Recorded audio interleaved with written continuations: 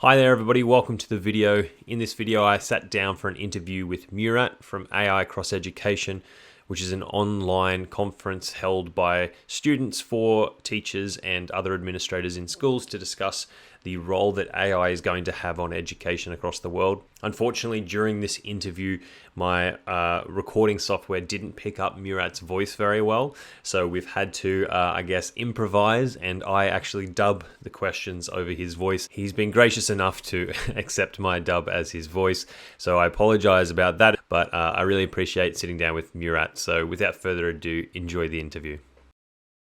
So first of all, can you introduce yourself and your career and how you ended up getting into AI? Yeah, so my name is Mark O'Donoghue. I'm a high school teacher from Australia. I teach mathematics, but when I first started university back in 2010, I think it was, I was doing information technology and multimedia. So I've always had an interest in computers and I guess the art of graphic design and video production and that sort of thing, which is probably also why I've got a YouTube channel. But I finished that degree and wasn't very inspired by my career options. I always found myself drawn to education in some capacity. So I decided to go ahead and study education, became a high school teacher, and have been doing that for 5 years now. So as soon as, I guess late last year when ChatGPT was first starting to get widespread, I got really intrigued by it, and I just thought it was outstanding what it could do, and I started thinking about all the different ways it could impact education and my sphere of the world. So with the background in IT, not that I'm a programmer or anything like that, I don't really understand the science behind it, but I've always been intrigued with it. So yeah, I just learnt all I could about it and tried to align it to education to see what I could do in that area. Yeah. And actually, I discovered you through your YouTube videos and found them quite helpful. That's good, I'm glad. So I've already seen a few examples of how you've used AI, but I'll ask it here. Can you give me a specific example on how you've used AI in your teaching or in your classroom? Yeah, totally. So first of all, there's so many different apps out there that now like incorporate AI to some degree. It's almost like you can't avoid it in some way, but explicit use early on especially was using ChatGPT as what it was designed for, to be a chatbot.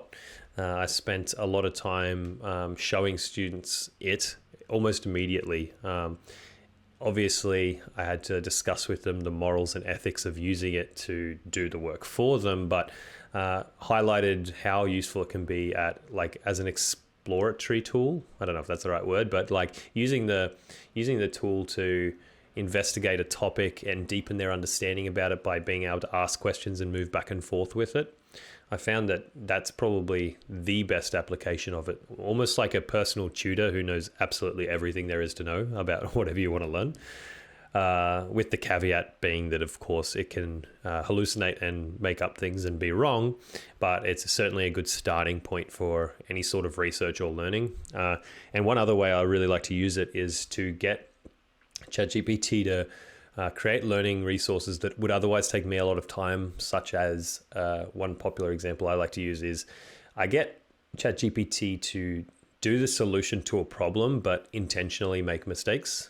And I get that output and give that to my students. And their task, rather than having to solve the problem themselves, is to look at the solution and try and find out what was done wrong.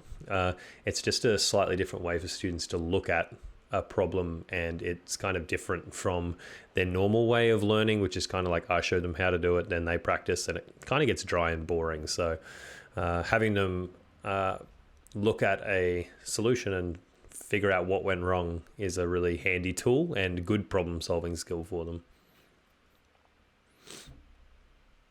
Yeah, wow, okay. That's a really creative way to use it from the student's perspective as well.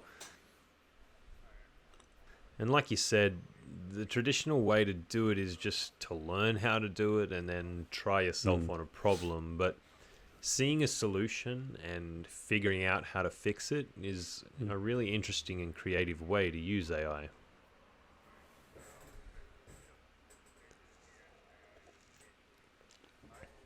So creativity and AI are now a big part of education. And I saw in one of your videos you mentioned that we would have to, I guess, change the way we assess students and their success in subjects. And this is because of how revolutionary AI is to education. I've also talked to other teachers and we discussed how we need to completely get rid of the essay system and other similar ways to assess student success and proficiency in their subjects. So what are your thoughts on it, and what do you think we can do or need to do in the space to change those ways of assessment? Yeah. In that video, it took me a long time to make, even though it's a rather short video, just because I had to think quite deeply myself about what are the potential outcomes of this and why we do what we do, I suppose. I'd like to mention at this point that nothing's really changed in education yet.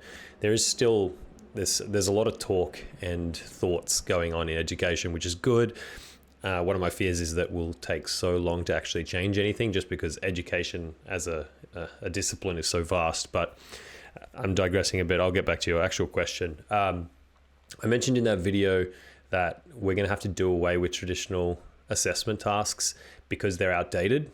And by outdated, I mean the essay and the ability to research and synthesize information and judge what's useful, what's not useful.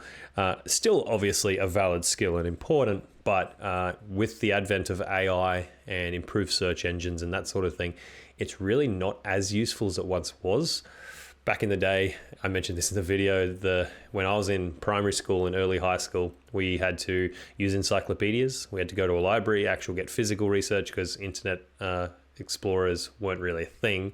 And so that skill was taught to us. And then in later high school, once Wikipedia became a thing, search engines became better, we were taught explicitly that skill of looking at different websites, judging what is a valid website, what's a safe website, what's not, because that was going to be in our future. And from my perspective, the future for our kids and for the current students of this generation is going to be AI and harnessing the powers of AI. And so I think our assessment tasks should reflect that. So the old essays used to reflect the ability to gather data from different sources, synthesize it, and then present it in a compelling way.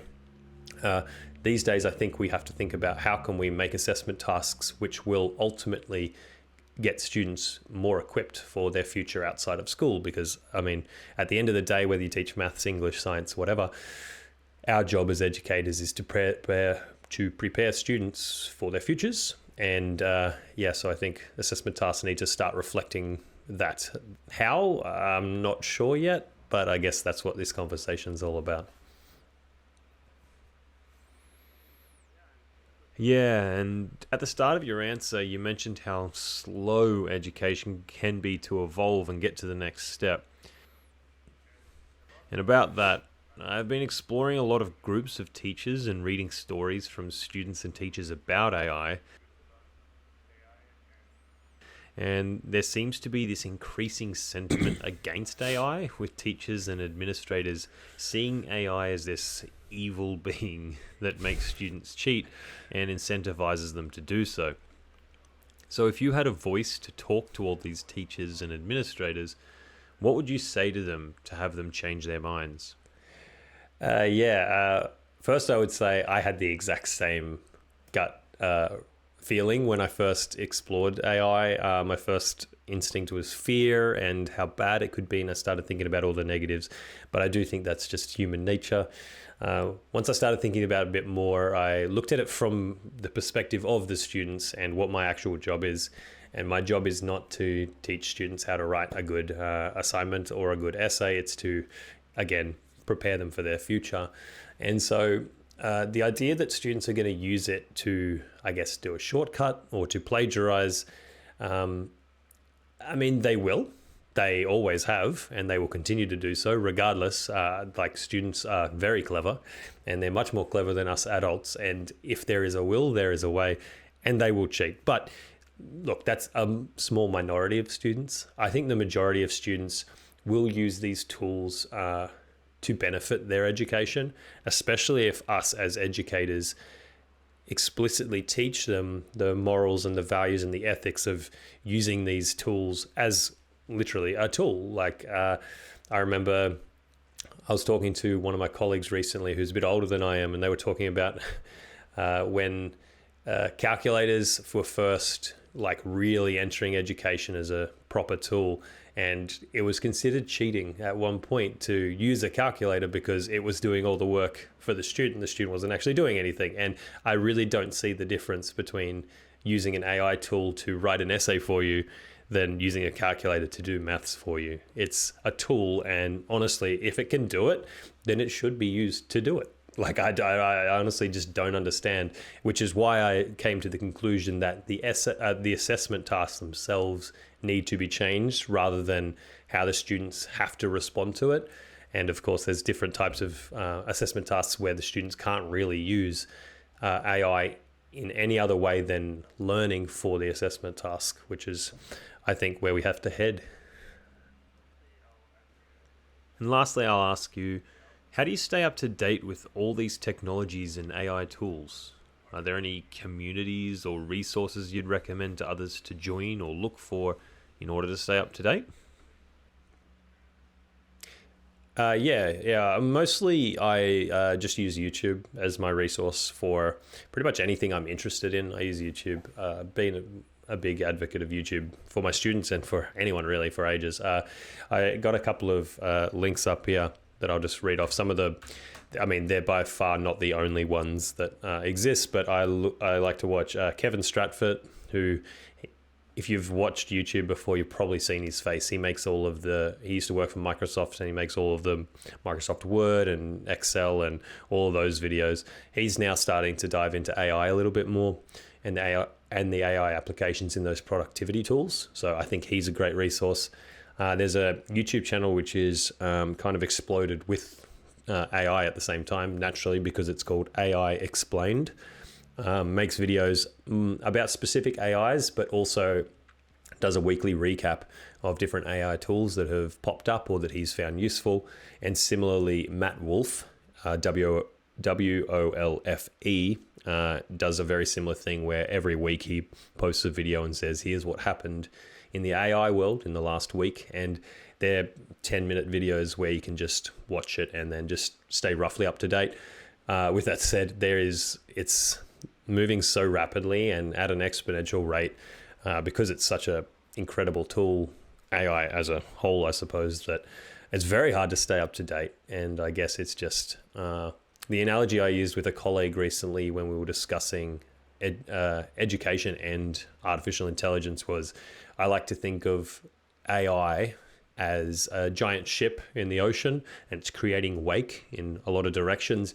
I don't necessarily want to get in front of the ship because that's going to be almost impossible to do. I'd rather just ride the wake on a educational trajectory and just see where it takes us. So if you're a little bit behind in what's happening in AI, that's okay, as long as, we're having these conversations and we're still moving forward on the wake somewhere of that giant ship of AI.